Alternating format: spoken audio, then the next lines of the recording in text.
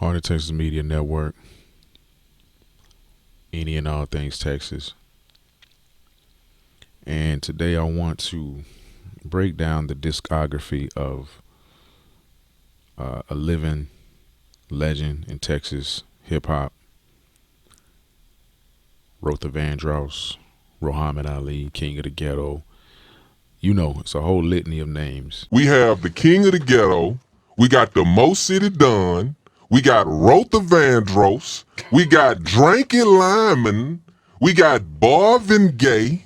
We got the Rojays when he fo deep by his damn self.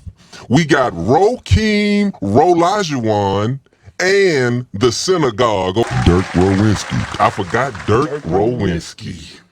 And the impetus for this video came from a loyal follower of the network. Shout out to Danny.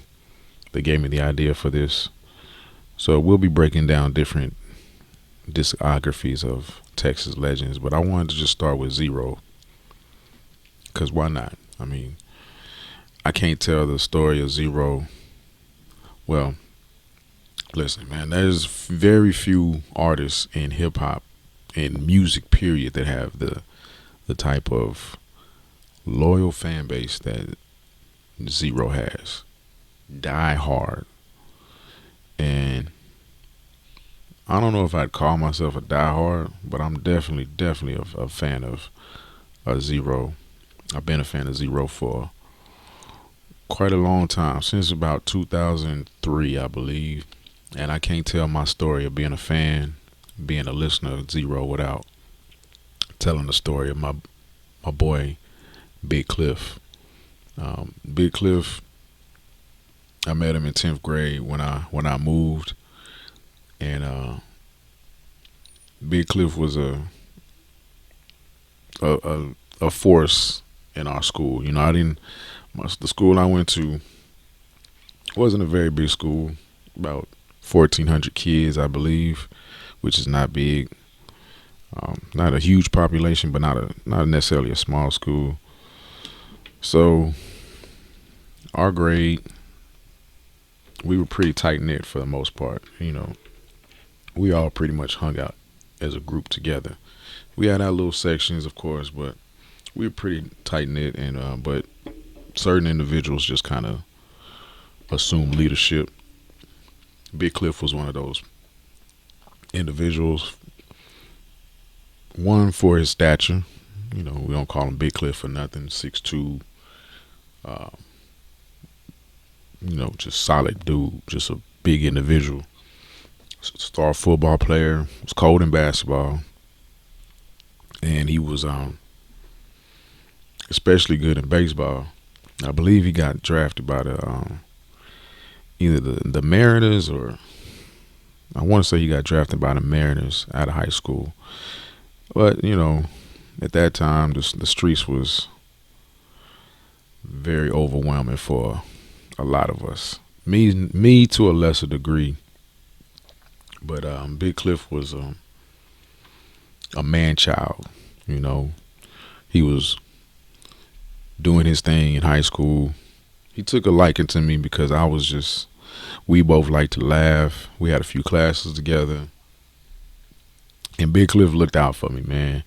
I would ride with Big Cliff. He would do his thing. I would, you know, I remember one time where I live wasn't really the hood, but it was hood adjacent, and there was a corner store that a lot of activity would go on. You know, that was at the edge of my neighborhood. And I remember one time it was finna go down. We was hanging out at the corner store in the parking lot, and Big Cliff, with his exceptional street awareness, had the foresight to take me home. He said, hey man, I'm gonna take you home. And me being young and naive, and you know, wanted to show that I was down, so to speak, I was like, nah, I'm good. He's like, nah, man, I'm gonna take you home. So he took me home. Not even in moments later, I hear gunshots go off, and Big Cliff's best friend Um, Chauncey, he was shot at this time. He survived. Unfortunately, a couple of years later, another attempt on his life was successful in Chauncey. Rest in peace of Chauncey. But that's just a footnote in just in the story of me and Big Cliff. Big Cliff was he taught me a lot, man. He was a man child. He was pulling up in cars in 10th grade, 11th grade. Had money, and I would see him on more than a few occasions hand money to his mother to, I guess, to pay bills and help out around the house. They lived in a infamous hood on an infamous street that was very conducive to activity. And Cliff was fully entrenched to that, but he was a good dude. He is a good dude. He's doing good for himself. Family man, changed his life around. So shout out to Big Cliff. But I'm saying all that because he was an influence on me, one way or the other. You say good or bad, he was an influence on me. He exposed me to a lot of things that I normally wouldn't have been exposed to. He taught me how to roll. Taught me how to roll reefer. He bought me. He sold me my first blicky. He exposed me to a lot of things of the street life that I normally wouldn't have been exposed to. And most importantly, getting back on subject, he exposed me to Z-Ros. Anytime I got in the car with Big Cliff, 80% of the time he was gonna be listening to Z-Ros. The other 20%, probably the other 15%, another 15%, he's probably gonna be listening to Big Mo. And then 5% of the time, Cliff will surprise you with some eclectic music. He might have in some Journey. He might have in some R&B. But most of the time, he's gonna be listening to Z-Ros. And at first, I didn't smoke in high school really. Maybe like a few times I might smoke one-offs. Take a hit, and I just didn't feel I didn't understand. I didn't feel the effects of weed. I just wasn't me. And then plus I was, very much still under my parents' watchful care, and I didn't want to get in trouble. So I don't know. I guess I just didn't get Z-Ros at the time. I'm not gonna lie to you. I was like, why is this dude listening to this? That reefer has a way of expanding your ears, but I digress. So that was how I was introduced to Z-Ros. This would have been about 02, 03. And I really didn't get into him until about 04, when me and Big Cliff, became roommates in college for our short stint in college. We were roommates, and so of course we listened to Z-Ros incessantly, and so I grew to really appreciate him. And I remember the first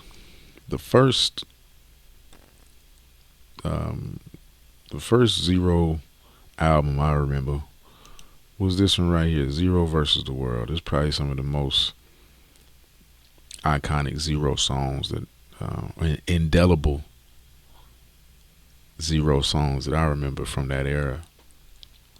In 2000, it was created in 2000, but again, I didn't probably get a hold of it till 2003, 2004. And some of my favorite Z-Ros songs are all on this album. Yeah, Don't with Third Coast. And yeah, he said, I done took a lot of losses, now it's time to win. No more signing dotted lines unless they down to spin. I want convertible Benz with the blue bubble lens. I'm worth $1 million off the corner when I'm pimping my pen. Z-Ros killed that shit. Then of course Swang on Foes. We know about Swang on Foes with the aforementioned Big Mo. Swangers and choppers, Southside, we on the ball, baby. Yeah, man. And what he say? Roman lights stay shining bright, both guard in the turn the lane. I'ma rock candy coat and I'ma play with a remote, working with wood grain. Z-Ros gon' bleed the block, not read the block, not read red like the flesh. It ain't no more hoops, just candy cool screens fall in the SD. Man, yeah. So yeah. And then of course, probably one of his most iconic songs, period. I got a named Lucy for me. She sell China within China but lunch when I feel like sushi. So yeah, this continues to this day. I can still pop this CD in, and this is yeah, this is one of my favorites. It's probably got some of his best. I don't know, but that's the thing about his discography. Let's go back. That's the thing about his discography. So vast. I'm not even gonna act like I know his entire discography. And that's the thing about certain artists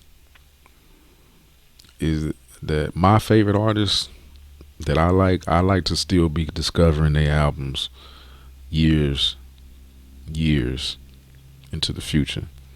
One of my other, not to digress, but one of my other favorite rappers of all time is Tupac, of course. Tupac's discography is pretty vast, and sometimes I'm still discovering music and rediscovering music, or songs that I overlooked that didn't hit for me at one time. Now they hit for me now. Another artist like that for me is Nas. Nas' discography is pretty vast, and I'm still listening to songs, catching new things in songs that I've heard 1,000 times, and that's just the type of artist that Nas is. And Z-Ros the same way. Z-Ros, I'm still discovering some of his music. But before I continue, I want to ask you to like, share, subscribe, all that good stuff, and talk about what is your favorite Z-Ros, some of your favorite Z-Ros songs, some of your favorite Z-Ros albums. How did you discover Z-Ros?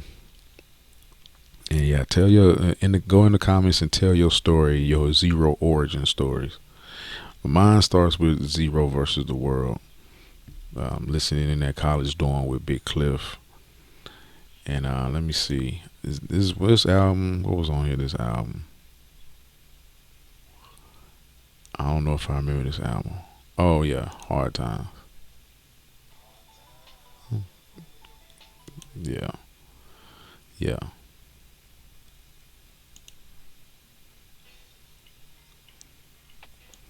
Okay.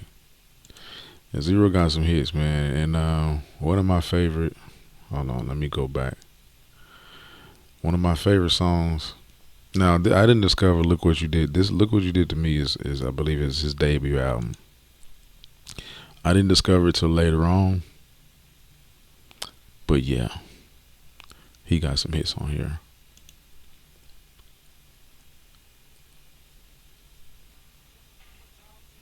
Tall Tale of a G. It's storytelling at his finest. I'm not gonna play it because I don't want to get this video flagged or anything. But if you've never listened to this song, Tall Tale of a G, great song, great storytelling, and just Rose flow is just ridiculous. Man. He tells an incredible story. That's the thing about Z-Ros, man. He's just so diverse. He can sing, tell stories. He can talk shit. He can, yeah. He's that guy, man. Oh, another song on this, another song that I discovered this one later. Welcome to Houston, Screwed Up Click Representative. Is this song right here with Mr. 3-2, rest in peace. Take a look.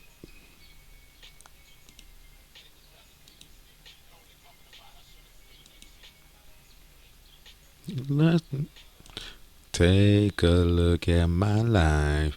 Everybody around here so shy.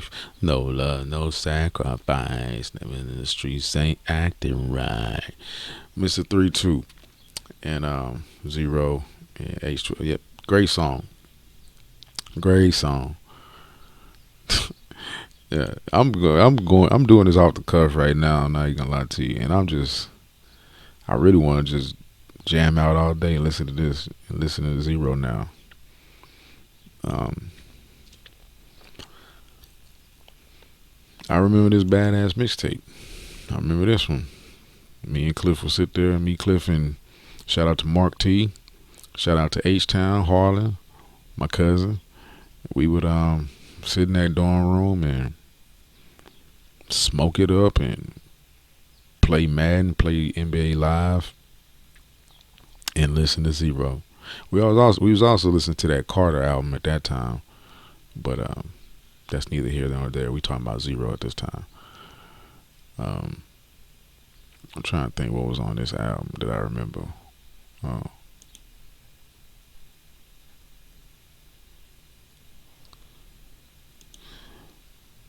let's go back to that first album though. They tell me put the door down.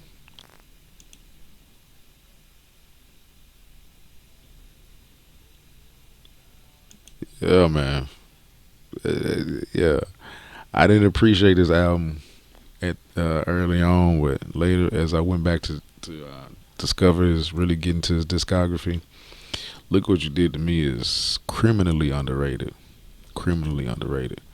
Zero's just a talented dude, man. He always had been. But anyway, so I won't even begin to act like I know the entire discography. I know all the songs. I don't. I don't. But I'm gonna tell you my favorite albums. Just look what you did to me. Zero versus the World. King of the Ghetto. What was this one? Trying to think. I don't want to play too much because I don't want to get flagged for this. I don't know if I remember too much. Oh, I Found Me, of course.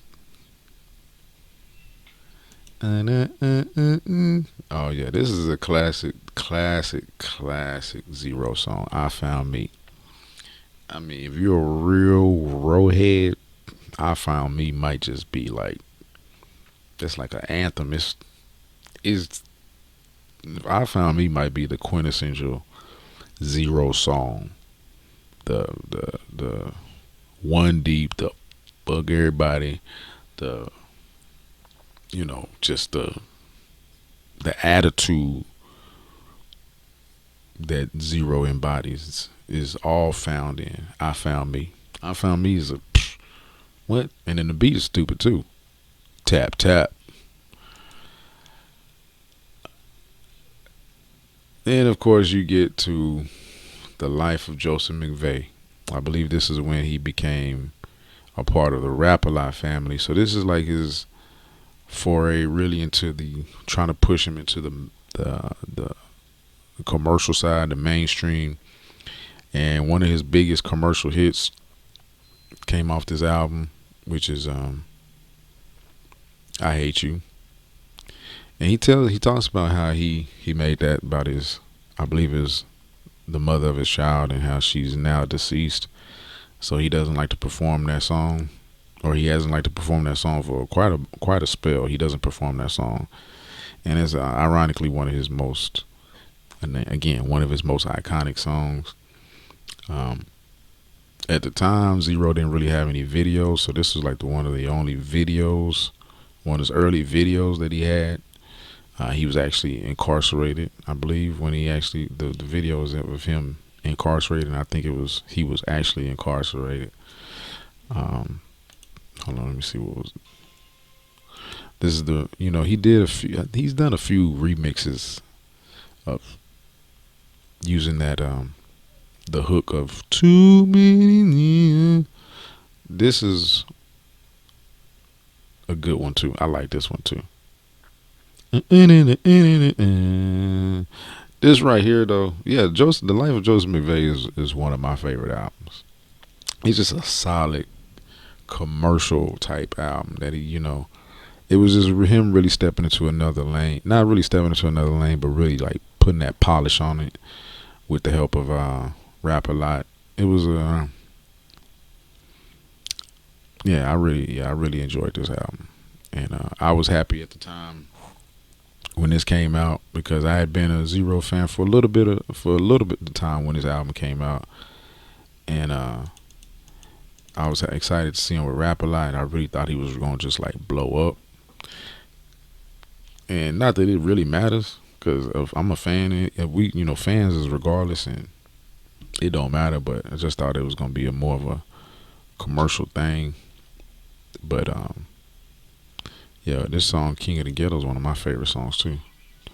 Boom, boom, boom, boom, boom, boom, boom, boom, dum, dum, dum, dum, dum, dum.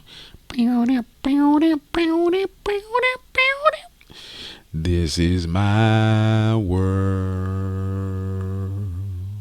Zero, king of the ghetto. Yeah, man. Oh, and this one too.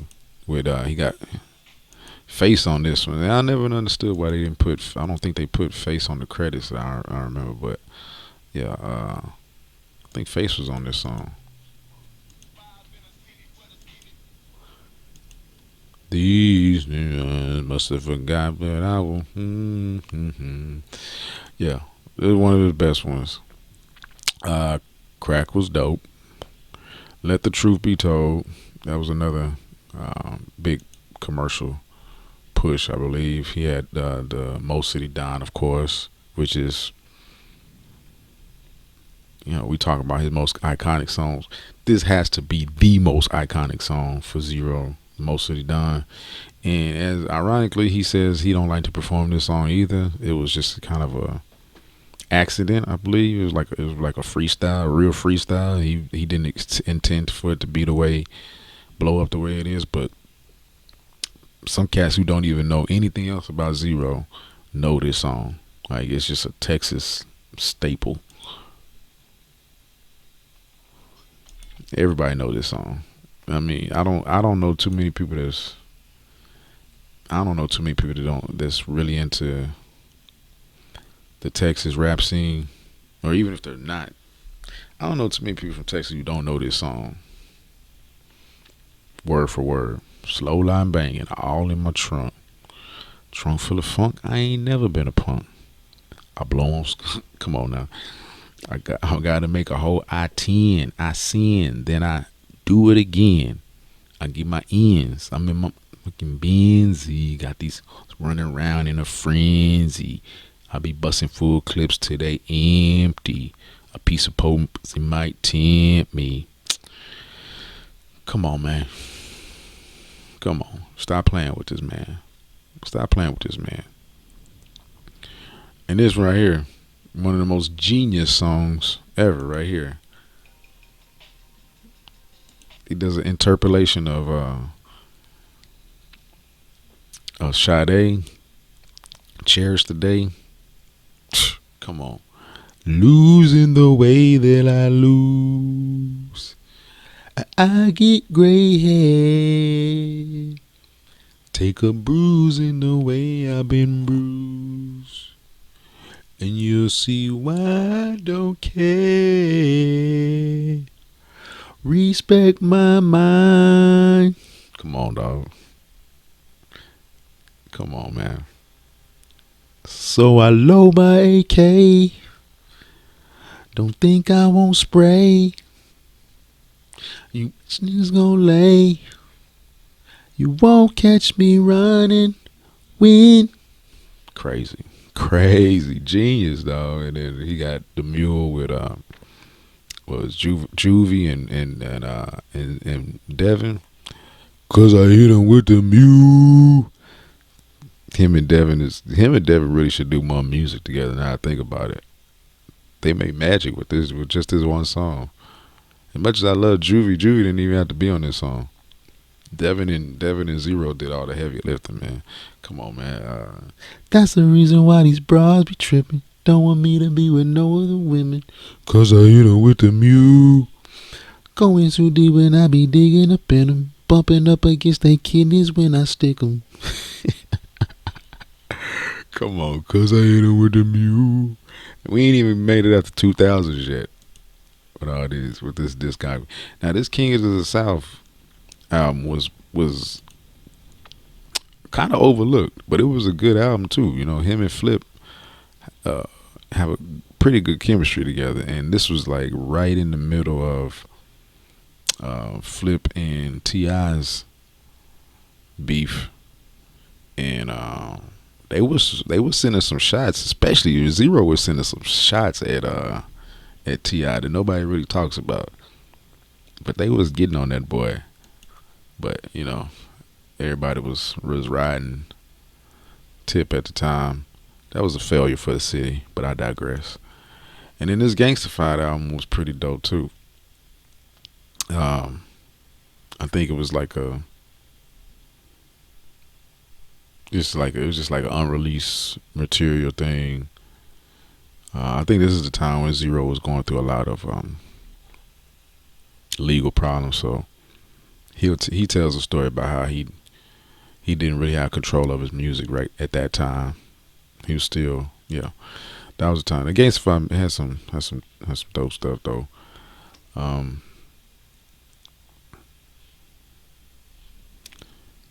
and that I'm Still Living. Oh yeah. Time to let the truth be told. It ain't no brighter day. So yeah, he had some. Let me see. Yeah, he had some dope hits on this one. I'm Still Living. Um, Power. Oh yeah, I remember this one. That was dope. I like when he did it way more back then, but he would get on his reggae stuff, and I really like that.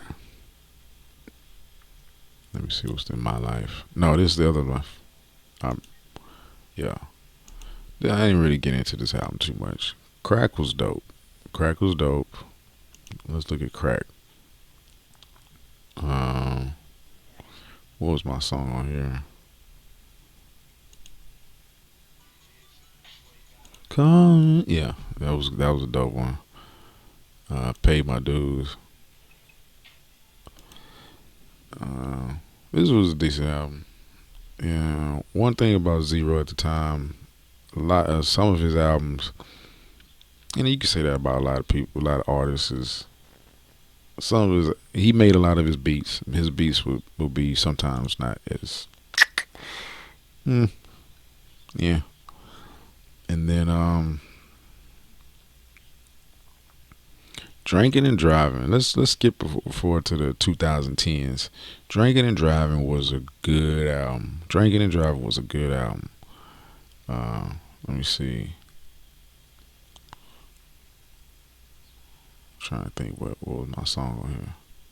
This one was dope with Crazy Bone. This one was dope.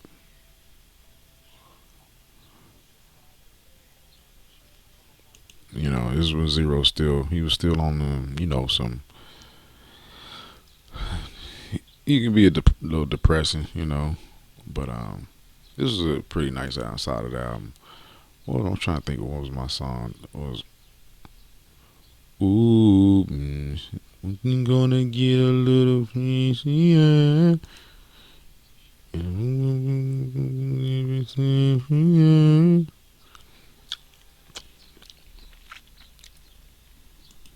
Let me see. What was that song?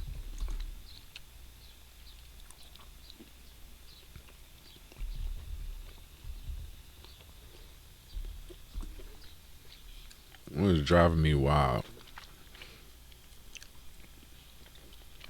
What song was Driving Me Wild on? Heroin, right? Heroin. That's what it was on. Heroin.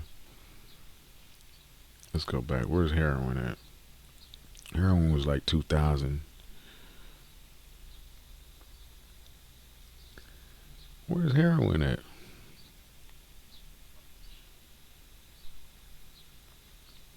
Okay, Heroin was chopped.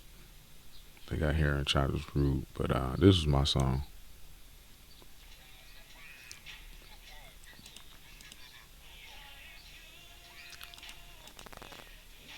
No, that ain't it. It's the pretty brown round driving me wild. Ooh, wasn't it about to get a little crazier? discipline is easier. Word. Driving me wild. Ooh. But yeah, meth was pretty dope. I might have to go back and rediscover that myself. I think I missed some on that. But I remember being on heroin. Not me being on heroin, but damn, I'm trying to think what was it. Yeah, it was on heroin. But it anyway. Let's continue. But No Love Boulevard. Let's go to No Love Boulevard. One of my probably top 5 Z-Ro albums. One of my favorite. Might possibly be my personal favorite Z-Ro song. They don't understand. Yeah, yeah, yeah, yeah, yeah.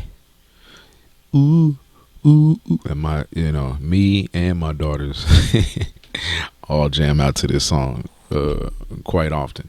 They don't understand. Cause I never had love for a yeah. I'm about my money. What'd he say? Like $1,000,000 player, how I carry myself. Can't no woman have my heart, cause I'ma marry myself. And I never had love for a yeah. I'm about my money. Yeah. So No Love Boulevard is up there for me. I encourage you, to go back and listen to all these, man.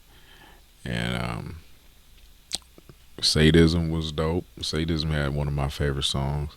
We going up like a rocket, taking off on home. So yeah, I got the sauce, and I liked Sadism because he was kind of like seemed like he was having a lot of fun on this album. He was experimenting with with more flows. He was incorporating like the Migos flow on some songs, like I Got the Sauce, and having fun with it. And Pressure, this latest one, well, one of the more latest ones in 2022, I haven't got into it. I haven't really listened to it. I need to listen to it. So if y'all have listened to it, y'all put in the comments what you think about Pressure. I haven't really listened to it. I have listened to Ghetto Gospel. Pretty dope. But I haven't really got into it like I probably should. So y'all tell me about these more later albums. So I could just go on, man.